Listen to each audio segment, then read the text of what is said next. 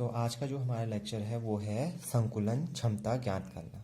ठीक है, तो इसमें हम सबसे पहले पढ़ेंगे कि संकुलन क्षमता किसे कहते हैं। तो संकुलन क्षमता क्या होती है, कोई भी क्रिस्टलीय जालक है, उस क्रिस्टलीय जालक में जो हमारे कण होते हैं वो जितना भी स्थान घेरते हैं उसको हम क्या कहते हैं, क्रिस्टलीय जालक की संकुलन क्षमता उसको कहा जाता है। ठीक है, तो इससे पहले भी हमने देखा था जो हमारा क्रिस्टलीय जालक होता है, उस क्रिस्टलीय जालक में जब कण आपस में जुड़ते हैं तो जुड़ने के पश्चात कुछ स्थान वहाँ पर बच जाता है भाई, कुछ स्थान वहाँ पर शेष रह जाता है। ठीक है, तो इस शेष स्थान को हटाकर, ठीक है, जो बचा हुआ स्थान है उसको हटाकर क्रिस्टलीय जालक में जो कण हैं वो जितना भी स्थान घेरते हैं क्रिस्टलीय जालक में, उसे क्या कहते हैं, उस क्रिस्टलीय जालक की संकुलन क्षमता कहते हैं। ठीक है, अगर हम इसी में देखें, देखो यहाँ पर हमारे जो कण हैं वो आपस में जुड़े हैं, तो जुड़ने के पश्चात इन्होंने माना यहाँ पर एक क्रिस्टलीय जालक का निर्माण किया है। तो अब हमारा क्या होगा कि इस क्रिस्टलीय जालक को अगर हम इसको हम मान लेते हैं, माना एक भाग हम मान लेते हैं, पूरा क्रिस्टलीय जालक को हम एक भाग मान लेते हैं, तो अब इस एक भाग में से कुछ भाग हमारे यहाँ पर रिक्तियाँ भी हैं, माना हम हमारे 0.2 भाग इसमें रिक्तियाँ हैं, तो हमारे जो कण हैं उन कणों ने कितना स्थान घेरा है, 0.8 भाग स्थान घेरा है। ठीक है, तो इसको अगर हम कैलकुलेट करें तो ये एक भाग हमारा बनता है, 0.2 और 0.8 को अगर हम कैलकुलेट करें तो ये हमारा पूरा क्या बनेगा, एक भाग बनेगा इनको जोड़ के। ठीक है, तो किसी भी क्रिस्टलीय जालक में जो अवयवी कण होते हैं वो जितना भी स्थान घेरते हैं क्रिस्टलीय जालक में, उसको क्या कहते हैं, उसकी संकुलन क्षमता कहते हैं।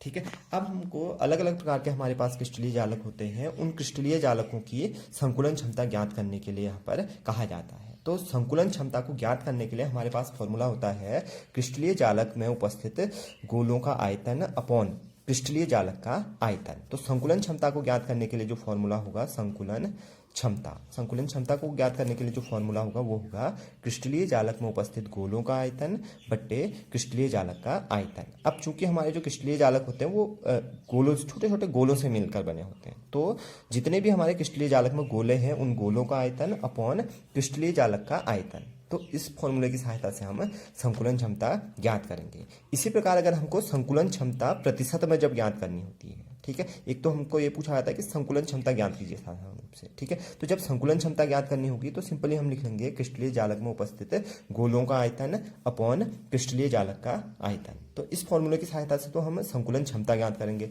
अब संकुलन क्षमता अगर प्रतिशत में ज्ञात करनी होती है तो उस कंडीशन में हम क्या करते हैं, यहाँ पर इंटू 100 का प्रयोग कर लेते हैं। ठीक है, तो प्रतिशत के लिए हमारा क्या आता है, 100 आता है, तो प्रतिशत में जब संकुलन क्षमता ज्ञात करनी होगी तो हम इसी फॉर्मूले में इंटू 100 का यूज कर लेंगे, तो संकुलन क्षमता प्रतिशत में हमको यहाँ पर ज्ञात हो जाएगी।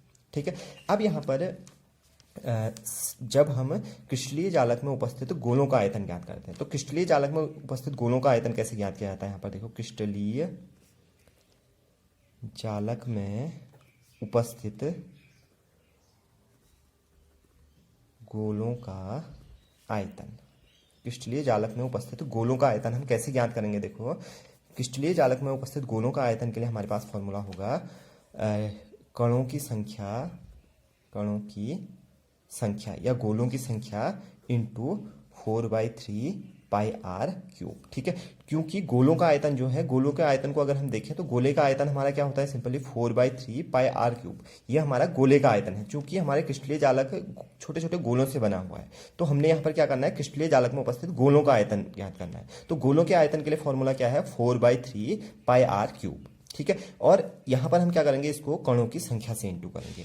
अब देखो हमारे पास अलग अलग प्रकार के क्रिस्टलीय जालक होते हैं, उनमें कणों की संख्या भी अलग अलग होती है। ठीक है, जैसे हमारे पास एक तो है जो सामान्य घनीय जालक होता है, सामान्य घनीय जालक, या हमारे पास होता है सामान्य घनीय जालक के अलावा बॉडी सेंटर्ड BCC जालक होता है, BCC हमारा होता है। ठीक है, जहां पर हम जब कणों की संख्या ज्ञात करते हैं तो कणों की संख्या हमको कितनी ज्ञात होती है, जो BCC जो जालक बनाता है वहां पर हम कणों की संख्या अगर ज्ञात करें तो कणों की संख्या वहां पर कितनी प्राप्त होती है, हमको 2 प्राप्त होती है। ऐसी जब हम FCC में कणों की संख्या ज्ञात करते हैं तो 4 ज्ञात होती है। ठीक है, और इसके अलावा ECC में अगर हम कणों की संख्या ज्ञात करते हैं तो ये 2 हमको प्राप्त होती है। और सामान्य घनीय जालक होता है उसमें कणों की संख्या हमको 1 प्राप्त होती है।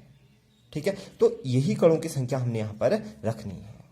ठीक है, तो क्रिस्टलीय जालक में उपस्थित गोलों का आयतन जब हमको ज्ञात करना होता है तो इसके लिए फॉर्मूला है कणों की संख्या इंटू 4/3 पाई आर क्यूब। ठीक है, इसके अलावा नीचे वाला भाग जो है हमारा क्रिस्टलीय जालक का आयतन। तो क्रिस्टलीय जालक, चूंकि हम यहाँ पर जो क्रिस्टलीय जालक का जो हमने यहाँ पर आयतन ज्ञात करना है वो हमारे घनाकार होते हैं, और प्रत्येक घन की यहाँ पर तो यहाँ पर हम क्या करेंगे, कणों क्रिस्टलीय जालक का आयतन ज्ञात करने के लिए हम क्या करेंगे, घन का आयतन।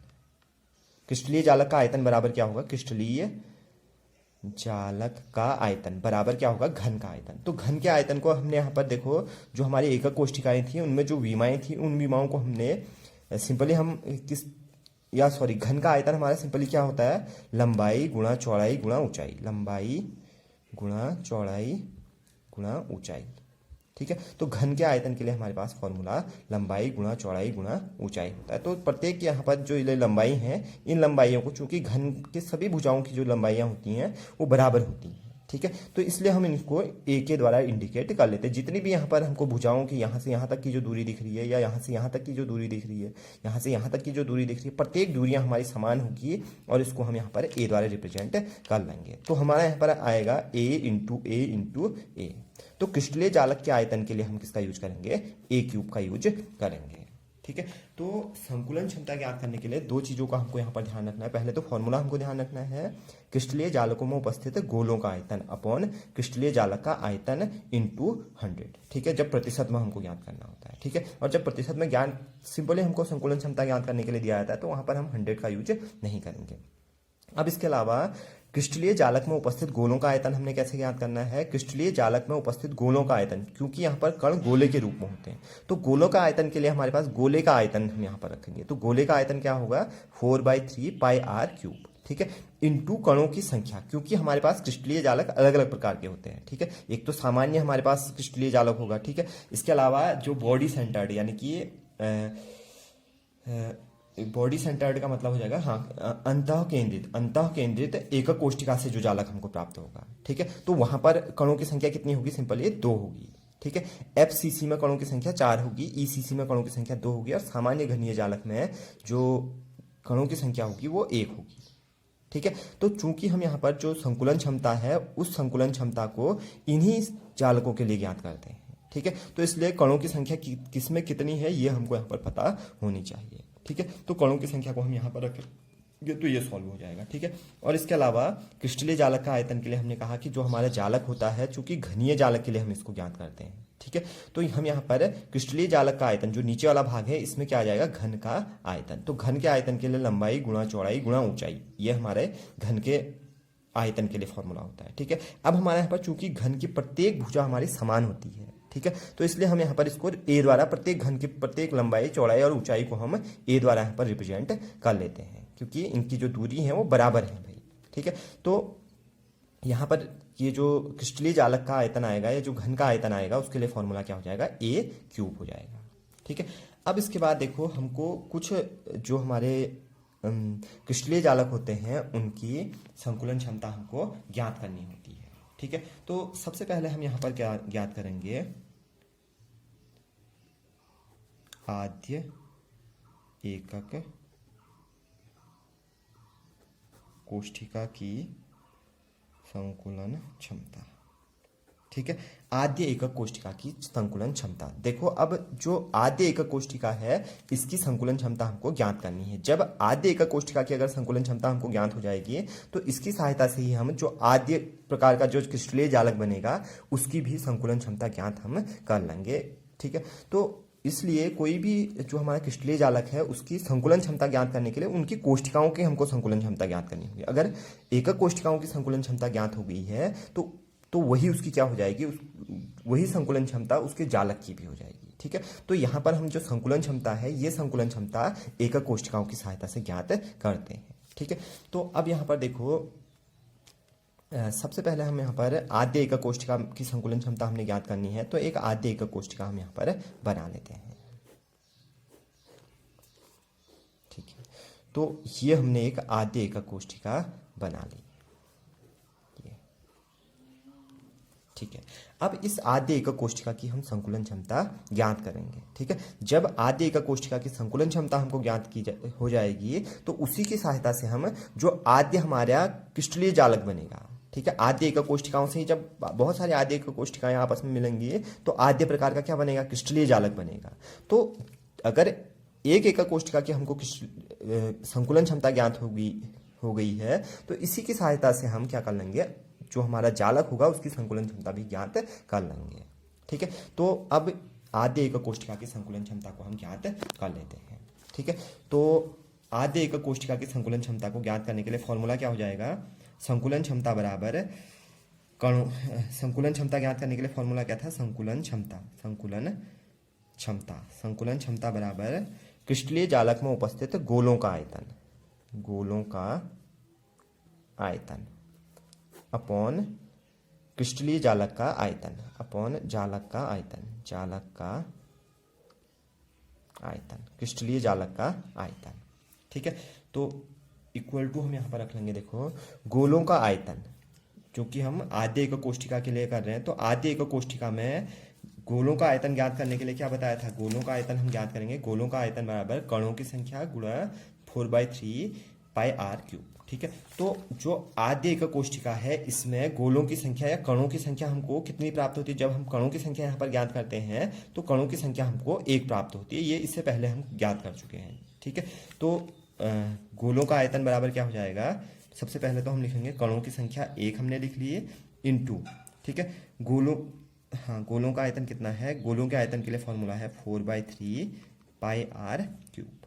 ठीक है, तो ये तो हमने क्रिस्टलीय जालक में उपस्थित गोलों का आयतन लिखा अपॉन क्रिस्टलीय जालक का आयतन। अब यहाँ पर चूंकि हमारा घनीय जालक है, ठीक है, घनाकार जालक है, ठीक है, तो घन का आयतन लिखेंगे, और घन का आयतन क्या होता है, लंबाई गुणा चौड़ाई गुणा ऊंचाई। और अब यहाँ पर जो ये दूरियां होंगी, लंबाई चौड़ाई और ऊंचाई, यहाँ पर चूंकि घनाकार है ये हमारा, तो घन की प्रत्येक भुजा की जो हमारी लंबाई होती है, चौड़ाई होती है, ऊंचाई होती है, वो बराबर होगी भाई, यानी कि प्रत्येक भुजा की दूरी हमारी क्या होगी, एक समान होगी, तो इसको हम ए नाम दे देते हैं भाई। ठीक है, तो प्रत्येक भुजा ए है तो घन का आयतन क्या हो जाएगा, ए क्यूब हो जाएगा। ठीक है, तो ये हमने यहाँ पर कर लेना है। इसके बाद हम क्या करेंगे, देखो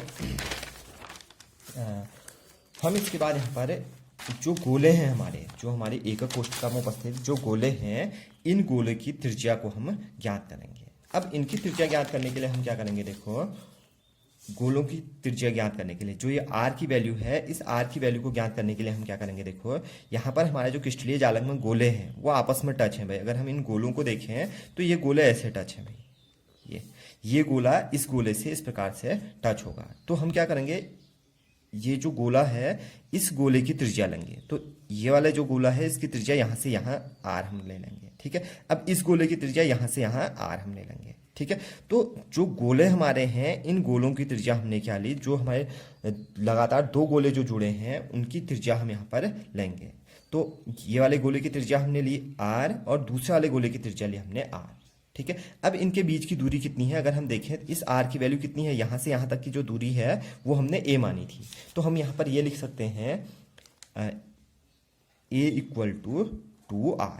ठीक है, यानी कि हमने क्या किया यहाँ पर, हमने जो हमारे गोले हैं, जो लगातार हमारे दो गोले हैं, किन्हीं भी दो गोलों को, चाहे इन दो गोलों को ले लो, चाहे इन दो गोलों को ले लो, चाहे इनको ले लो, तो हम आगे वाले गोले को ले लेते हैं। तो ये गोला और ये गोला, ठीक है, इसकी त्रिज्या हमने ली, इसकी त्रिज्या हमने ली।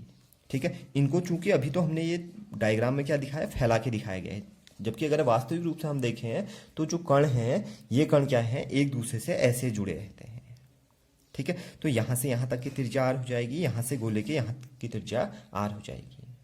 ठीक है, अब त्रिज्या तो हमने आर मान ली यहाँ पर। अब इनके बीच की जो दूरी थी, ये दूरी हमने क्या ली थी, ए ली थी। ठीक है, तो हम यहाँ पर लिख सकते हैं ए इक्वल टू 2r।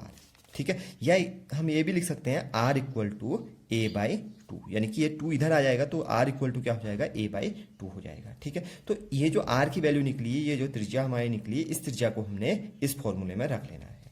ठीक है, तो इस फॉर्मूले में अगर हम त्रिज्या को रखेंगे तो ये क्या आ जाएगा, 1 × 4/3 पाई, आर की जगह हमने क्या रखना है, देखो आर की वैल्यू क्या मिली थी हमको, a/2 मिली थी, तो a/2 का क्यूब अपॉन ए क्यूब। ठीक है, ये हमको फॉर्मूला मिला। ठीक है, इसको हम और सॉल्व करते हैं तो ये मिलेगा हमको 1 × 4/3, पाई की वैल्यू भी रख लेते हैं, तो पाई की वैल्यू कितना, 27। ठीक है, 22/7। ठीक है, इंटू ए क्यूब हम रख लेंगे अपॉन 2 का क्यूब हो जाएगा तो ये 8 हो जाएगा अपॉन ए क्यूब। ठीक है, तो इस ए क्यूब से ए क्यूब कैंसिल हो जाएगा। ठीक है, इससे हम इसको कैंसिल कर लेते हैं 2। ठीक है, इससे इसको कैंसिल कर लेते हैं तो ये हमको मिलेगा, देखो देखो ये तो हमारा 2 बार कैंसिल हो गया, इसको हम इससे इंटू कर लेते हैं और इसकी वैल्यू रख लेते हैं तो 3.14 अपॉन 2 2 जा 6, ये हमको यहाँ पर मिलेगा। ठीक है, देखो क्या किया, 22.7 जो पाई की वैल्यू है, पाई की वैल्यू हमारी क्या है, अगर हम इसको कैलकुलेट करते हैं तो 3.14 हमको मिलता है। 8 से हमने 4 से 8 को इंटू किया तो यहाँ पर 2 मिला, ए क्यूब से ए क्यूब कैंसिल हो गया तो 2 और 3 ये 6 आ गया और ये हमारा पाई की वैल्यू है। तो इसको अगर हम कैलकुलेट करें तो ये वैल्यू हमारे पास आएगी 0.523, इसके समथिंग आएगी। ठीक है, अब हमारा क्या है, देखो हम यहाँ पर मान रहे हैं कि जो हमारी पूरी एकक कोष्ठिका थी, जो आद्य एकक कोष्ठिका थी, वो हमारे पूरा एक भाग था।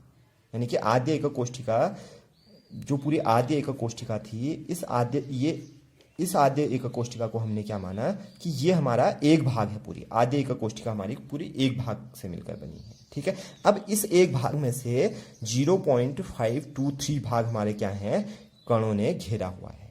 यानी कि संकुलन क्षमता कितनी है इस एकक कोष्ठिका की, 0.523, ये इसकी संकुलन क्षमता हो जाएगी। ठीक है, अब हम यहाँ पर तो संकुलन क्षमता हमने ज्ञात कर ली। संकुलन क्षमता का मतलब क्या बताया था कि कणों ने जितना स्थान घेरा है, तो कणों ने कितना स्थान घेरा है, यहाँ पर 0.523 स्थान घेरा है। ठीक है, और बाकी भाग हमारा क्या हो जाएगा, रिक्ति हो जाएगी। ठीक है, तो हमारा यहाँ पर कुल भाग 1 था, जबकि उस भाग में हमारे 0.523 भाग तो कण है, कणों ने घेरा है, प्लस जो शेष भाग रहेगा वो किसका रहेगा, रिक्ति का रहेगा भाई। जो वहाँ पर रिक्ति है वो रहेगा, तो रिक्ति और जो कण हैं वो मिलकर क्या बनाएंगे, पूरा एक भाग बनाएंगे। ठीक है, तो यहाँ पर रिक्तियों का भाग हमने कणों का भाग हमने ज्ञात कर लिया कि कणों ने जितना स्थान घेरा। अब हम रिक्ति को ज्ञात कर सकते हैं, तो रिक्ति को ज्ञात करने के लिए हम क्या करेंगे, इसको इधर ले जाएंगे। तो हमारी जो रिक्ति रहेगी वो रिक्ति आ जाएगी 1 - 0.523, यानी कि ये लगभग हमको मिलेगी 0.47 भाग यहाँ पर क्या होगी, रिक्ति होगी। तो जो हमारे आद्य एकक कोष्ठिका है, इस आद्य एकक कोष्ठिका में एक भाग में से 0.523 भाग तो हमारा किसने घेरा है, जो कण हैं इन कणों ने घेरा है। ठीक है, जबकि जो रिक्ति हमको रिक्त स्थान यहाँ पर मिला, जब कण आपस में यहाँ पर जुड़ेंगे इस प्रकार से, तो जो रिक्तियों का स्थान रहेगा या जो भाग रिक्तियों ने घेरा है वो हमको कितना मिलेगा, 0.47 मिलेगा। ठीक है, तो इस प्रकार से हम यहाँ पर जो आद्य एकक कोष्ठिका है, इसकी आद्य एकक कोष्ठिका की संकुलन क्षमता ज्ञात कर लेंगे। अब हमारा क्या होगा, हमने आद्य एकक कोष्ठिका से मिलकर जो जालक बनेगा उसकी संकुलन क्षमता ज्ञात करनी है। ठीक है, तो जो हमारा यहाँ पर जालक बनेगा, उस जालक में चूंकि हमारे इसी प्रकार की एकक कोष्ठिकाओं से मिलकर वो जालक बना है। ठीक है, तो इसलिए पूरे हमारे जो जालक होगा उस जालक की संकुलन क्षमता भी हमारी इतनी ही होगी, क्योंकि प्रत्येक भाग की संकुलन क्षमता हमारी 0.523 है। इस भाग की भी है, इससे जुड़े हुए जो अन्य भाग होंगे तो उन भागों की भी संकुलन क्षमता कितनी होगी, 0.523 ही होगी। ठीक है, तो अगर हम यहाँ पर पूरे जालक को ये मानते हैं कि जालक हमारा क्या है, एक भाग है, तो उस जालक का 0.523 भाग क्या होगा, रिक्ति हो स्थान कणों ने घेरा होगा। तो जो हमारा आद्य जालक बनेगा उसकी संकुलन क्षमता भी कितनी हो जाएगी, 0.523 ही होगी। ठीक है, इसी प्रकार अगर हम इसको प्रतिशत में जब ज्ञात करते हैं, तो प्रतिशत में ज्ञात करने के लिए हमने क्या कर लेना है, इंटू 100 का लेना है भाई। इसी में हम इंटू 100 कर लेते हैं तो प्रतिशत संकुलन क्षमता हमको मिल जाएगी, इसी में हम इंटू 100 कर लेंगे तो ये हमको मिलेगी। प्रतिशत में अगर हमको ज्ञात करना है तो 52.3%। ठीक है, तो संकुलन क्षमता अगर प्रतिशत में ज्ञात करनी होगी तो प्रतिशत में संकुलन क्षमता 52.3% हमको ज्ञात हो जाएगी। ठीक है, तो इस प्रकार से हम संकुलन क्षमता को ज्ञात करेंगे। ठीक है, तो क्या बताया संकुलन क्षमता ज्ञात करने के लिए, एक बार फिर से देख लो। आद्य एकक कोष्ठिका की हमने संकुलन क्षमता ज्ञात करनी है, और ये भी बताया कि अगर आद्य एकक कोष्ठिका की संकुलन क्षमता तुमको ज्ञात हो जाएगी तो आद्य एकक कोष्ठिका से मिलकर बना जो जालक है उसकी संकुलन क्षमता भी हमको ज्ञात हो जाएगी। यानी कि इसी की सहायता से हम जो आद्य हमारा क्रिस्टलीय जालक बनेगा उसकी संकुलन क्षमता भी ज्ञात करेंगे। ठीक है, या जितनी हमारी कोष्ठिका की संकुलन क्षमता हमको प्राप्त होगी वही हमारे जालक की संकुलन क्षमता भी ज्ञात होगी। ठीक है। तो इसलिए हम जो एकक कोष्ठिका है इसकी संकुलन क्षमता ज्ञात कर लेते हैं। ठीक है। तो संकुलन क्षमता ज्ञात करने के लिए फॉर्मूला क्या था हमारे पास, संकुलन क्षमता बराबर गोले का आयतन अपॉन क्रिस्टलीय जालक का आयतन। ठीक है। तो अब हमारे जो गोले हैं, गोले के आयतन के लिए फॉर्मूला क्या था हमारा, 4/3 पाई आर क्यूब। ठीक है। अब यहाँ पर हमारा जो क्रिस्टलीय जालक में उपस्थित गोले का आयतन था उसके लिए फॉर्मूला क्या था, कणों की संख्या इंटू 4/3 पाई आर क्यूब। ठीक है। तो यहाँ पर जो आद्य एकक कोष्ठिका है इसमें कणों की संख्या तो हमको 1 मिलती है। जब हम कणों की संख्या यहाँ पर ज्ञात करते हैं 8 हमको दिखाई देते हैं यहाँ पर, और प्रत्येक कण हमारा कितने भाग में बटा रहता है, यहाँ पर 1/8 भाग में बटा रहता है। तो यहाँ पर जब कणों की संख्या ये हमको प्राप्त हुई तो 1 हमको मिली। ठीक है। और 4/3 पाई आर क्यूब हमारा क्या होगा यहाँ पर, जो हमारा गोला है उस गोले का आयतन के लिए फॉर्मूला ये होगा। ठीक है। अपॉन ए क्यूब हमारा क्रिस्टलीय जालक के आयतन को प्रदर्शित करेगा। तो क्रिस्टलीय जालक हमारा चूंकि घनाकार है तो घन के आयतन को हमने यहाँ पर ए क्यूब से दर्शा दिया है, क्योंकि घन की प्रत्येक भुजाएं हमारी समान है। ठीक है। तो घन का आयतन हमारा क्या होता है, आयतन का क्यूब होता है। ठीक है। या लंबाई गुणा चौड़ाई गुणा ऊंचाई होता है। तो इसको हम घन के आयतन को निकालते हैं तो घन का आयतन हमको ए क्यूब यहाँ पर प्राप्त हो जाता है। ठीक है। तो ये हमने किया। अब इसके बाद हम क्या करेंगे, जो हमारे क्रिस्टलीय जालक में उपस्थित जो गोले हैं इन गोलों की त्रिज्या हम ज्ञात करेंगे।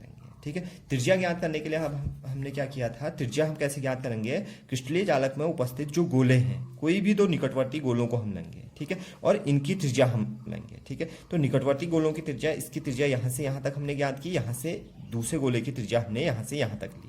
ठीक है। तो एक की त्रिज्या को हमने आर द्वारा इंडिकेट किया, दूसरे की त्रिज्या को हमने आर द्वारा इंडिकेट किया। ठीक है। इसके अलावा इनके बीच की जो गोलों के बीच की दूरी हमने ली थी वो ए ली थी। इसका मतलब क्या हो जाएगा, ए इक्वल टू 2r। ठीक है। इसके अलावा r इक्वल टू हमारा क्या हो जाएगा, a/2 हो जाएगा। तो r की वैल्यू हमारी क्या मिली हमको, a/2 मिली। ठीक है। तो अब इस r की वैल्यू हमने यहाँ रख लेनी है। तो हमको जो फॉर्मूला मिलता है वो फॉर्मूला हमको ये मिलता है। ठीक है। अब इसको अगर हम कैलकुलेट करते हैं तो ये हमको मिलता है। ठीक है। तो इसमें हम ए क्यूब से ए क्यूब कैंसिल कर लेते हैं, 4 से 8 को कैंसिल कर लेते हैं, और इसके अलावा 22/7 को हम कैलकुलेट कर लेते हैं। तो ये हमको मिलता है भाई, ये फॉर्मूला मिलता है। ठीक है। अब इसको अगर हम जब कैलकुलेट करते हैं तो ये हमको मिलता है 0.523। ठीक है। तो ये हमको संकुलन क्षमता मिली, और ये संकुलन क्षमता मिलेगी हमको तब जब हम एक भाग में से ज्ञात करेंगे। हमने माना कि ये पूरा हमारा जो एकक कोष्ठिका है वो एक भाग है, एक भाग, इसको हमने पूरा एक भाग माना। तो अब इस एक भाग में से कणों ने जो स्थान घेरा है वो 0.523 भाग स्थान घेरा है। ठीक है। तो अब जो बाकी स्थान रहा वो किसका रहा, रिक्ति का रहा। तो हम यहाँ पर ले लेंगे एक भाग हमारा पूरा जो जिससे मिलकर हमारा जो पूरी एकक कोष्ठिका है उसको हमने एक भाग माना, बराबर कणों ने जितना स्थान घेरा है प्लस जितनी रिक्ति है। ठीक है। अब हम इसको इधर ले जा लेंगे तो रिक्ति हमारी आ जाएगी यहाँ पर 0.47 लगभग आ जाएगी। ठीक है। तो ये स्थान आ जाएगा रिक्ति का। ठीक है। अब यहाँ पर जो हमको संकुलन क्षमता जो हमारी क्रिस्टलीय जालक की आएगी वही हमारी किसकी संकुलन क्षमता होगी, जो हमारा जालक बना उस जालक का, एकक कोष्ठिका की जितनी संकुलन क्षमता आई है वही हमारे जालक की संकुलन क्षमता भी होगी। ठीक है। और रिक्ति हमने पहचानी, रिक्ति हमको मिली 0.477। ठीक है। तो दोनों ही चीज़ें हमसे पूछी जाती हैं कि रिक्ति ज्ञात कीजिए या संकुलन क्षमता ज्ञात कीजिए। तो जब हमने रिक्ति ज्ञात करनी हो तो वहाँ पर भी हम इसी मेथड का यूज करेंगे। संकुलन क्षमता ज्ञात हो गई है, अब हमारा एक भाग, टोटल हम मानेंगे कि एकक कोष्ठिका हमारी पूरी एक भाग से मिलकर बनी हुई है, या क्रिस्टलीय जालक हमारा एक भाग से मिलकर बना हुआ है। ठीक है। उस एक भाग में से 0.523 भाग कणों ने घेरा है, और जो बाकी भाग रहा वो क्या रहा, रिक्ति का रहा, तो प्लस रिक्ति। ठीक है। तो इसको हम इधर की ओर ले जाएंगे तो रिक्ति हमको ये मिल जाएगी। तो रिक्ति भी हम यहाँ पर ज्ञात कर सकते हैं, और इसके अलावा संकुलन क्षमता भी हम ज्ञात कर सकते हैं। ठीक है। इसी प्रकार अगर हमको प्रतिशत में संकुलन क्षमता ज्ञात करनी होती है तो हम क्या करते हैं, इसी फॉर्मूले को 100, यहाँ पर हम 100 का यूज कर लेंगे, या सीधे सीधे यहाँ पर भी 100 का यूज कर सकते हो। तो जो प्रतिशतता में हमको मिल जाएगी, प्रतिशत में मिल जाएगा, वो मिल जाएगा 52.3%। ठीक है। इसके अलावा रिक्ति को अगर हमने प्रतिशत में ज्ञात करना है तो प्रतिशत में रिक्ति हमको ज्ञात हो जाएगी 47.7%। ठीक है। तो दोनों की जो संकुलन क्षमता भी हम प्रतिशत में ज्ञात कर सकते हैं, और इसके अलावा रिक्ति को भी हम प्रतिशत में ज्ञात कर सकते हैं। तो प्रतिशत में अगर ज्ञात करवाएगा तो हम यहाँ पर यहीं से ही फॉर्मूले में क्या कर लेंगे, इंटू 1000 कर लेंगे। ठीक है। तो इस प्रकार से हम जो आद्य एकक कोष्ठिका है, इस आद्य एकक कोष्ठिका में संकुलन क्षमता ज्ञात कर सकते हैं।